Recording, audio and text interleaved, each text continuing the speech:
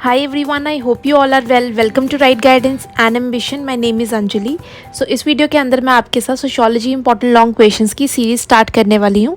इससे पहले मैं आपके साथ सिलेबस एग्जाम पैटर्न डिस्कस कर चुकी हूँ, जिसके अंदर मैंने यूनिट वाइज आपको सारे इंपॉर्टेंट लॉन्ग क्वेश्चंस बताए थे। जिन्होंने अभी तक वो वीडियो नहीं देखी है उनके लिंक जो है डिस्क्रिप्शन में दे दिया है। इट इज़ वेरी इंपॉर्टेंट कि जो भी वीडियो अपलोड होती जा रही है आप लाइन वाइज देखो ताकि आपको कोई भी कन्फ्यूजन ना हो। Now without wasting more time let's start with that topic. So question number 1, what is social structure? Explain characteristics, elements and types of social structure. तो सबसे पहले हमने लिखना है meaning of social structure. Society is made up of many part. अब society में जिसमें हम रहते हैं वो बहुत सारे पार्ट से मिलकर बनी हुई है। These parts of society are inter related with each other. अब सोसाइटी में जितने भी पार्ट्स हैं, जो भी यूनिट्स हैं, वो एक दूसरे से रिलेटेड हैं। कोई भी ऐसा पार्ट नहीं है जो आइसोलेशन में बिल्कुल अलग होकर काम कर रहा है। अगर सोसाइटी में एक कोई पार्ट है उसका असर दूसरे पे देखने को मिलेगा ही मिलेगा। Which do their respective function and produce a type of balance. अब हर पार्ट या हर यूनिट जो सोसाइटी में काम कर रहा है उसका कुछ फंक्शन है, कोई रोल है जो वो प्ले कर रहा है सोसाइटी में, और इसी तरीके से सोसाइटी में एक बैलेंस बना रहता है कि हर यूनिट हर पार्ट को अपना अपना काम करना है। This balance is known as social system. और इसी बैलेंस को हम लोग सोशल सिस्टम का नाम कहते हैं कि समाज में एक सिस्टम चल रहा है जिसके अंदर अलग अलग यूनिट्स अपना अपना काम कर रहे हैं। Different inter related parts connect with each other and make a structure, then this structure is known as social structure. अब सोसाइटी में अलग अलग पार्ट्स जो हैं एक दूसरे पे डिपेंडेंट होते हैं। एक कोई पार्ट कोई फंक्शन परफॉर्म कर रहा है, दूसरा कोई और फंक्शन परफॉर्म कर रहा है, बट उसको अपनी फंक्शनिंग करने के लिए दूसरे इंस्टीट्यूशन की या पार्ट की मदद चाहिए होती है। तो ये जब स्ट्रक्चर बन जाता है ऐसा, इसको हम बोलते हैं social structure. Social structure is a collection of such units और parts of society which are inter related with each other. तो सोशल स्ट्रक्चर एक ऐसे यूनिट्स का कलेक्शन है जिसमें सोसाइटी के अंदर हर कोई एक दूसरे पे डिपेंडेंट है।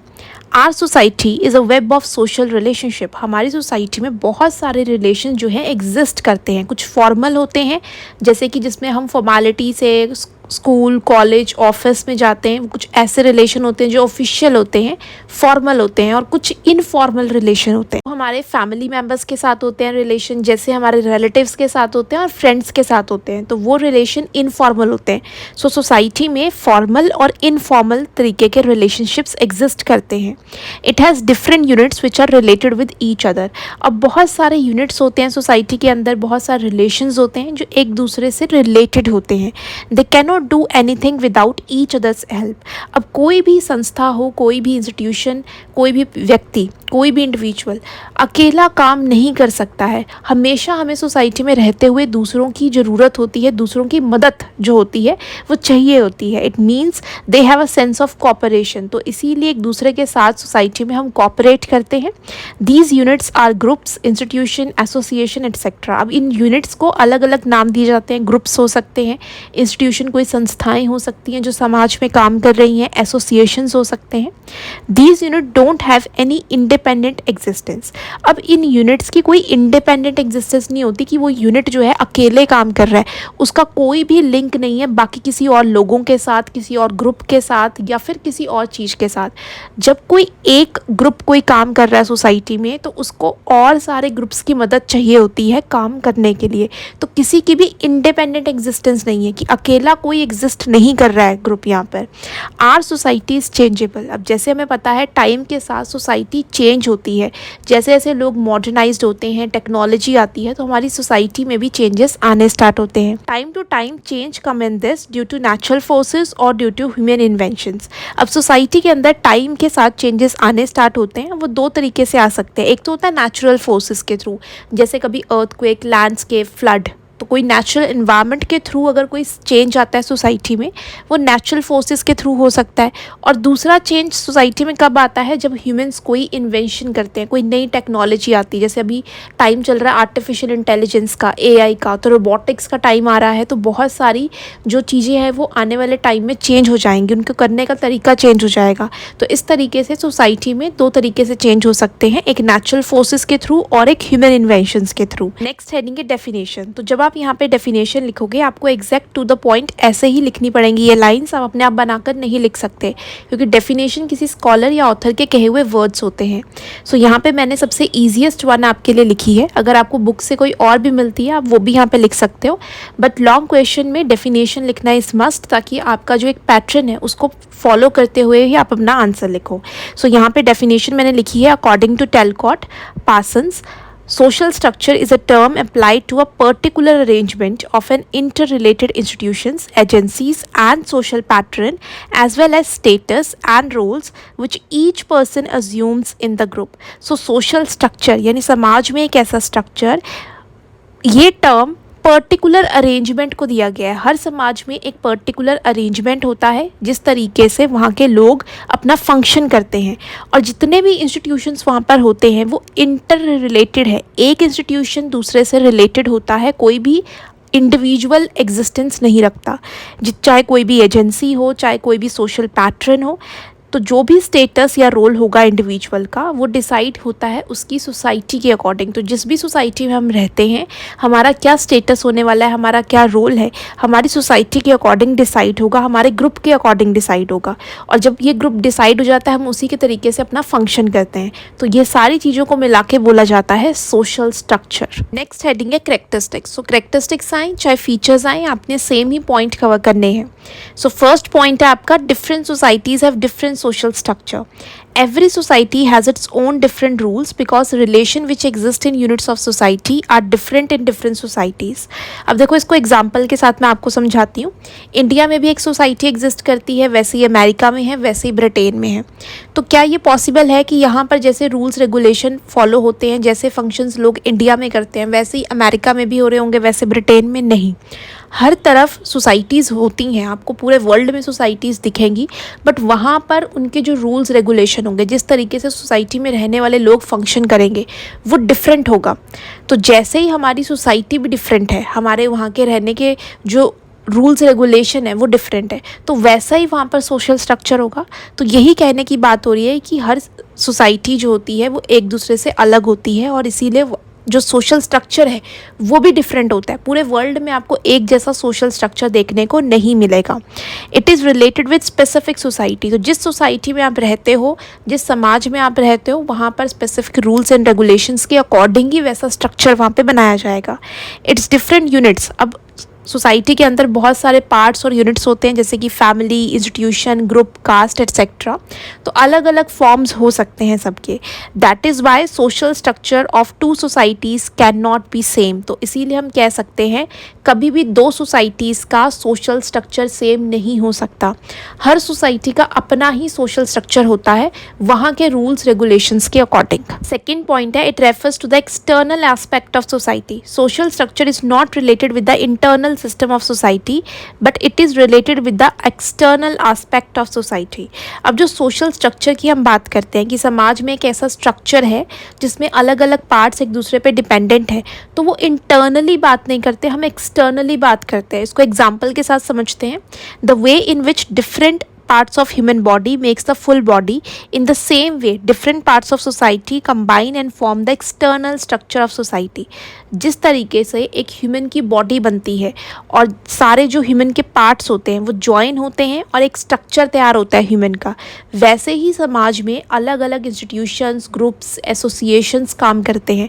जब उन सबको कंबाइन कर दिया जाता है उसको हम सोशल स्ट्रक्चर कहते हैं। कहने का मतलब है कि सोसाइटी के अंदर बहुत सारे ग्रुप, एसोसिएशन वर्क करते हैं। अब उनका इंडिविजुअली क्या फंक्शन है, उनके अंदर कितने ग्रुप के मेंबर्स हैं, वो हमें नहीं चेक करना होता है। हमें जस्ट इतना पता होना चाहिए कि सोसाइटी के अंदर कौन कौन से यूनिट है, कौन कौन से पार्ट है। जब उन सबको कंबाइन कर देंगे सिर्फ एक्सटर्नली तो उसको बोल दिया जाएगा सोशल स्ट्रक्चर।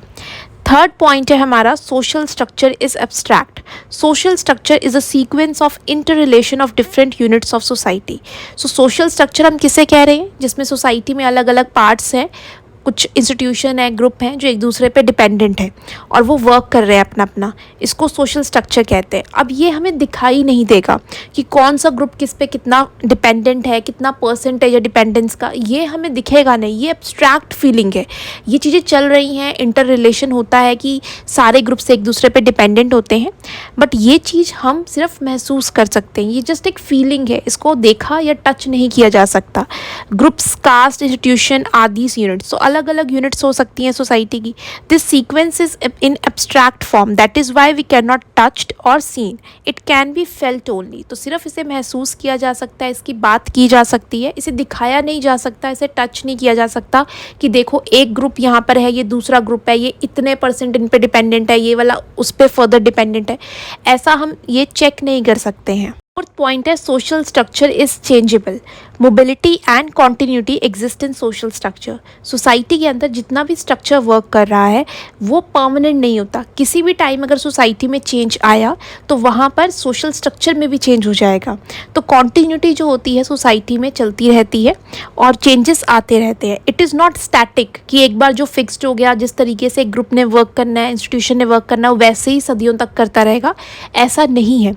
टाइम के साथ सोसाइटी में चेंजेस आएंगे, वैसे ही उनके जो यूनिट्स हैं उनमें भी चेंज आएंगे और लोगों के काम करने का तरीका भी चेंज होगा। But it does not mean that the basic element of structure also change. But इसका मतलब ये नहीं है कि जो बेसिक स्ट्रक्चर है हमारी सोसाइटी का वही चेंज हो जाएगा। फॉर एग्जाम्पल इंडियन सोसाइटी के अंदर अभी किसकी हम बेसिक बात करते हैं, फैमिली की, स्कूल की, एजुकेशन इंस्टीट्यूशंस की, तो ऐसा नहीं है कल को फैमिली सिस्टम ही ख़त्म हो जाएगा या फिर हम कहें कि स्कूल सिस्टम ख़त्म हो जाएगा। सारे इंस्टीट्यूशन, सारे ग्रुप वहीं रहेंगे, सिर्फ उनके फंक्शनिंग में फ़र्क आएगा। और वो भी फ़र्क क्यों आएगा? क्योंकि सोसाइटी में चेंजेस आ रहे हैं। सो इसीलिए सोशल स्ट्रक्चर चेंजेबल है, वो टाइम के साथ चेंज होता रहता है। नेक्स्ट फिफ्थ पॉइंट है हायरार्की ऑफ सब structure in a structure. Mean society के अंदर जो स्ट्रक्चर है वो फर्दर पार्ट्स में और डिवाइड होता है। Our physical bodies made up of many small structures like structure of backbone, neck, hand and feet.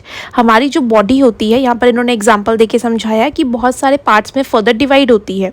All the small structures form a large structure. तो ये छोटे छोटे जो बॉडी के पार्ट्स होते हैं, जो स्ट्रक्चर्स होते हैं, ये मिलकर एक हमारे पूरे लार्जर बॉडी के स्ट्रक्चर को बनाते हैं। In that same way in society, तो इसी तरीके से सोसाइटी के अंदर भी डिफरेंट कैटेगरीज एंड लेयर्स, अलग अलग पार्ट्स, यूनिट्स और जो कैटेगरीज एंड लेयर्स है, ये सारे आपस में जॉइंट होकर एक बड़े सोशल स्ट्रक्चर को क्रिएट करते हैं। सिक्स्थ पॉइंट है every unit of social structure has a definite position. Our social structure is made up of different units. तो हमारी जो सोसाइटी का स्ट्रक्चर है वो अलग अलग पार्ट से और यूनिट से बना है। Their position is definite and limited. तो सोसाइटी में जो स्ट्रक्चर होता है उसकी जो पोजीशन होती है वो डेफिनेट होता है और वो लिमिटेड होता है, यानी कि उसकी एक लिमिट होती है। No unit can take place of the other. तो ऐसा नहीं है कि कोई भी इंस्टीट्यूशन या यूनिट दूसरे को गायब करके उसकी कंप्लीटली जगह ले लेगा।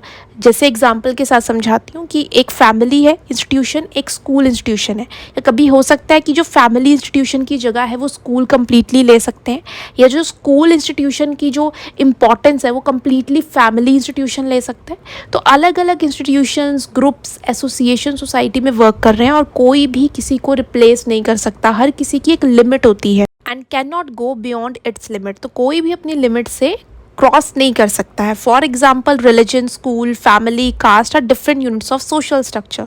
तो सोशल स्ट्रक्चर में अलग अलग जो रिलीजन है उसका अपना वर्क है, स्कूल अपना फंक्शन कर रहा है, फैमिली अपना रोल प्ले कर रही है, कास्ट का अपना रोल प्ले है। तो ये सारी चीज़ें जब मिल जाती हैं एक सोशल स्ट्रक्चर क्रिएट हो जाता है।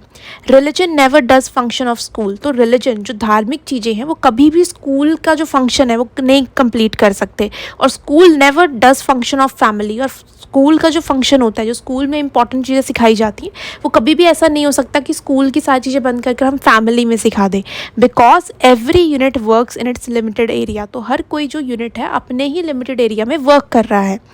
सेवेंथ पॉइंट है social structure is a product of social interactions. So different unit of social structure are inter related with each other. तो जितने भी यूनिट्स हैं सोसाइटी के अंदर वो एक दूसरे से कनेक्टेड है, एक दूसरे से कम्युनिकेट करते हैं, एक दूसरे की मदद लेते हैं। Social interactions are very helpful in giving sequence to family, group, institution, association etcetera. जैसे कि मैं आपको बार बार बताती जा रही हूँ कि कोई भी सोसाइटी के अंदर कोई भी पार्ट है, कोई इंस्टीट्यूशन है, कोई ग्रुप है, वो अलग से एग्जिस्ट नहीं कर सकता, इंडिविजुअली वो एग्जिस्टेंस नहीं रख सकता अपनी, उसको दूसरों पे डिपेंडेंट होना पड़ता है, उससे कम्युनिकेट करना पड़ता है, मदद लेनी पड़ती है। तो यहाँ पर यही बोल रहे हैं कि सोशल स्ट्रक्चर में इंटरेक्शंस होती हैं कि एक ग्रुप दूसरे से इंटरेक्ट करेगा, मदद लेगा। तो जो भी फैमिली है, ग्रुप है, इंस्टीट्यूशन है, वो एक दूसरे के साथ मदद करेंगे और साथ में चलेंगे और इस तरीके से एक सोशल स्ट्रक्चर क्रिएट होगा। 8th पॉइंट है some elements of social structure are universal. अब कुछ चीज़ें ऐसी होती हैं जो इंडियन सोसाइटी में भी होंगी, वो अमेरिकन सोसाइटी में भी दिखेंगी, आपको ब्रिटेन सोसाइटी में भी दिखेंगी। यानी कि कुछ सोशल स्ट्रक्चर का ऐसा पार्ट भी होता है जो यूनिवर्सल है, वो आपको हर स्ट्रक्चर में दिखेगा। Social structure of each society has certain element which are universal in nature, जो कि यूनिवर्सल नेचर रखते हैं। फॉर एग्जाम्पल सोशल रिलेशन, यानी कि आपको रिलेशनशिप्स हर जगह दिखेंगे, चाहे वो इंडियन सोसाइटी हो, चाहे दुनिया की कोई भी कंट्री हो। रिलेशन फॉर्मल भी हो सकते हैं, इनफॉर्मल भी हो सकते हैं, ठीक है। अब रूल्स रेगुलेशन उनसे रिलेटेड अलग हो सकता है। जो इंडियन रिलेशनशिप्स हैं, फैमिली रिलेशनशिप्स हैं, वो अलग हो सकते हैं ब्रिटेन, अमेरिका और कोई भी कंट्री से, बट रिलेशनशिप्स तो एग्जिस्ट करेंगे, यानी कि जो बेसिक चीज़ है वो तो होगी। No society can be developed without social relation. तो कोई भी स्ट्रक्चर, कोई भी समाज बन ही नहीं सकता बिना सोशल रिलेशंस के। सोसाइटी का मतलब क्या है? जहाँ पर लोग रह रहे हैं, जहाँ पर लोग एक दूसरे की मदद कर रहे हैं, उनका एक रिलेशनशिप है एक दूसरे के साथ, उसी को ही सोसाइटी कहेंगे। तो कोई भी सोसाइटी एग्जिस्ट ही नहीं कर सकती जब तक सोशल रिलेशंस नहीं होंगे। तो ये एक ऐसा पार्ट है जो यूनिवर्सल है, आपको हर सोशल स्ट्रक्चर में दिखेगा। लास्ट 9th पॉइंट है आपका sequence in units of social structure. Social structure is made up of relation of many different parts. For example, if we want to make a house then we need bricks, sand, cement etcetera. अब social structure में बहुत सारे relations exist करते हैं, बहुत सारे units और parts होते हैं। अब इसको एग्जाम्पल के साथ समझते हैं कि जो भी पार्ट्स होते हैं वो एक सीक्वेंस में बंधे होते हैं, यानी सीक्वेंस वाइज जो है सोशल स्ट्रक्चर बनता है। जैसे कि अगर हमें एक घर बनाना होता है तो हमें क्या चाहिए? हमें ईंटें चाहिए, सैंड चाहिए, सीमेंट चाहिए, but by keeping in them in one place a house can not be formed. अगर हम इन सारी चीज़ों को एक जगह रख देंगे, क्या अपने आप ही घर वहाँ पे क्रिएट हो जाएगा? No, it is not possible. When these things get connected in a proper sequence, इन सारी चीज़ों को हमें प्रॉपर सीक्वेंस में अरेंज करना पड़ेगा, तब जाकर जो है एक स्ट्रक्चर बनेगा हाउस का। In the same way social structure is not made by collection of unit. तो इसी तरीके से अगर सोशल स्ट्रक्चर क्रिएट करना है तो सिर्फ फैमिली, रिलीजन, स्कूल, कास्ट, ये सारी चीज़ें होने से ही आपका सोशल स्ट्रक्चर क्रिएट नहीं हो जाएगा। जब ये सारी चीज़ें एक दूसरे पे इंटर डिपेंडेंट होगी, एक दूसरे से कनेक्टेड होंगी, एक दूसरे के साथ कोऑपरेट करेंगी, एक दूसरे के साथ मिलकर फंक्शन करेंगी सोसाइटी में, एक सीक्वेंस कनेक्ट होगा इन सब के बीच में, तब जाकर जो है सोशल स्ट्रक्चर क्रिएट होता है सोसाइटी में। नेक्स्ट हेडिंग है एलिमेंट्स। फर्स्ट पॉइंट है सब groups. Each social structure is made up of units or subgroup. Larger group is made up of some subgroups. अब हर social structure जो है units और subgroups से बना होता है। जो बहुत बड़ा ग्रुप होता है वो छोटे छोटे small groups से बना होता है। For example, under educational group, school, college, university, family, religion, all the सब groups are related with the educational group. अब जो एक एजुकेशनल ग्रुप होता है उससे इनडायरेक्ट तरीके से school, college, university, family, religion सारे ही कनेक्टेड होते हैं कि जब हम स्कूल में टीच करते हैं तो उसमें हर चीज़ की इंफॉर्मेशन प्रोवाइड की जाती है। इनडायरेक्ट तरीके से सारी चीज़ें एजुकेशनल ग्रुप के साथ लिंक करती हैं। Place of every status and role is definite in society. Society के अंदर हर किसी का स्टेटस और रोल जो है पहले से ही फिक्स्ड होता है। Humans take birth and die in society but status are definite. अब ह्यूमन्स जो हैं वो बर्थ लेते हैं, देन उनकी डेथ होती है, उनकी जगह नई जनरेशन के लोग आ जाते हैं। सब groups are short and permanent. जो ये सब ग्रुप्स होते हैं ये शॉर्ट टाइम के लिए होते हैं, यानी कि कुछ टाइम तक लोग वहाँ पे काम करेंगे, उनकी डेथ हो जाएगी और नए लोग वहाँ पे आ जाएंगे। बट जो ये सब ग्रुप्स होते हैं ये परमानेंट होते हैं, ख़त्म नहीं होते।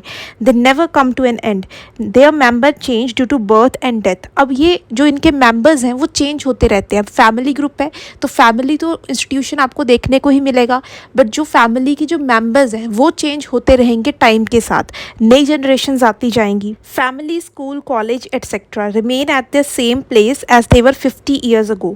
तो जो भी इंस्टीट्यूशन है, चाहे फैमिली है, स्कूल है, जैसे वो 50 साल पहले काम कर रहे थे ये इंस्टीट्यूशन, वैसे ही आज भी कर रहे हैं सोसाइटी के अंदर, but members working in it are changing with time. क्योंकि ह्यूमंस जो होते हैं वो मॉर्टल नेचर के होते हैं, वो फॉरएवर नहीं रहते हैं। ह्यूमंस की डेथ हो जाती है, फिर नई जनरेशन के लोग जो है वो आ जाते हैं। सो इसीलिए सब ग्रुप्स जो होते हैं वो होते शॉर्ट टाइम पीरियड के लिए हैं, बट परमानेंट होते हैं। उनके जो मेंबर्स होते हैं वो टाइम के साथ चेंज होते रहते हैं। सेकेंड पॉइंट है roles. Society is a web of social relationship. Interaction takes place between humans and groups to develop these relations. अब सोसाइटी जो होती है बहुत सारे सोशल रिलेशंस से बनी होती है। इसके अंदर जितने भी इंडिविजुअल्स हैं वो एक दूसरे के साथ इंटरेक्ट करते हैं, एक दूसरे के साथ कॉपरेट करते हैं और ग्रुप्स का पार्ट बनते हैं। To clarify the activeness of these interactions, status and role are defined. अब यहाँ बहुत ज़रूरी है कि अगर ह्यूमन्स एक दूसरे के साथ एक्टिवली पार्टिसिपेट करें, कॉपरेट करें, इंटरैक्ट करें, तो इसीलिए हर किसी का स्टेटस और रोल जो होता है पहले से ही डिसाइडेड होता है सोसाइटी में। Roles and status of a member of society are changed when changes come in social structure. और रोल और स्टेटस जो होता है किसी भी इंसान का चेंज हो जाता है अगर सोसाइटी में चेंजेस होते हैं।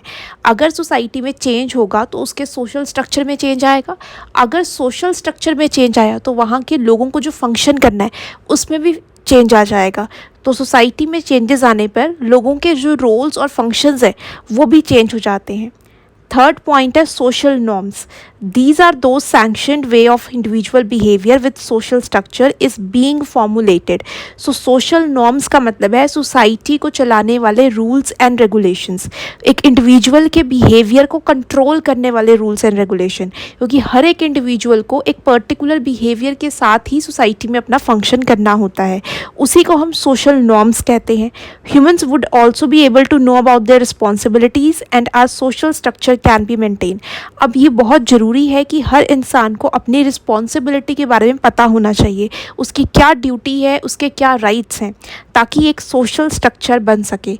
For example, humans who take the role of father son, mother daughter, brother sister, teacher student etc are told about their responsibilities through this social norms। अब यहाँ पर इंसान जो होते हैं बहुत सारे रिलेशंस बिल्टअप करते हैं जब वो सोसाइटी में रहते हैं। अब जैसे कि एक इंडिविजुअल होता है, वो फादर सन, मदर डॉटर, कोई भी ऐसा रोल जो है उसे मिल सकता है सोसाइटी में जो कि पहले से ही डिसाइडेड होता है, और उस रोल के साथ कुछ रिस्पॉन्सिबिलिटीज़ होती हैं उस इंडिविजुअल की। और ये जो रिस्पॉन्सिबिलिटीज़ होती हैं ये कैसे हम ह्यूमंस को बताते हैं? सोशल नॉर्म्स के थ्रू, कि सोसाइटी को चलाने वाले जो रूल्स एंड रेगुलेशंस हैं वो हर किसी को फॉलो अप करने पड़ेंगे। जैसे हमारी पुरानी जनरेशन सोसाइटी में काम कर रही है, जिस तरीके से हमारे स्कूल, हमारी यूनिवर्सिटीज़, हमारा फैमिली इंस्टीट्यूशन वर्क कर रहा है, उसी चीज़ों को देखकर हम भी सीखते हैं और हम भी वैसे ही बिहेव करते हैं सोसाइटी के अंदर। फोर्थ पॉइंट है social values. These can be called as a norms of higher values. तो यानी कि वो रूल्स एंड रेगुलेशंस जो बहुत ज़रूरी हैं सोसाइटी में, उसे हम सोशल वैल्यूज़ कहते हैं। Social values are very important for the social system and to stop social disorganisation. अब सोशल वैल्यूज़ बहुत ज़रूरी हैं ताकि समाज में एक सिस्टम बना रहे और हर कोई अपना रोल और फंक्शन प्ले करे ताकि सोसाइटी के अंदर डिसऑर्गेनाइजेशन ना हो। Feeling of group are also related with these values. तो हम जिस भी ग्रुप का पार्ट होते हैं, जिस भी इंस्टीट्यूशन का पार्ट होते हैं, हमारी वैल्यूज़ उससे कनेक्टेड होती हैं। हम लोग जो है उसके वैल्यूज़ और कल्चर को फॉलो अप करते हैं। इससे क्या होता है, सोसाइटी में एक सिस्टम बना रहता है और हर कोई इंडिविजुअल उसी तरीके से बिहेव करता है जैसा वो ग्रुप जो होता है उसे करने के लिए कहता है। They also have functional relation between them because of which web of social relationship never breaks up. इसीलिए जो है जिस ग्रुप का हम पार्ट होते हैं, हमें रिलेशनशिप्स के बारे में सिखाया जाता है, हमें बताया जाता है कि कैसे इंडिविजुअल्स के साथ इंटरेक्ट करना है। इसीलिए जो रिलेशनशिप का बॉन्ड है वो कभी भी ब्रेक ब्रेकअप नहीं होता है।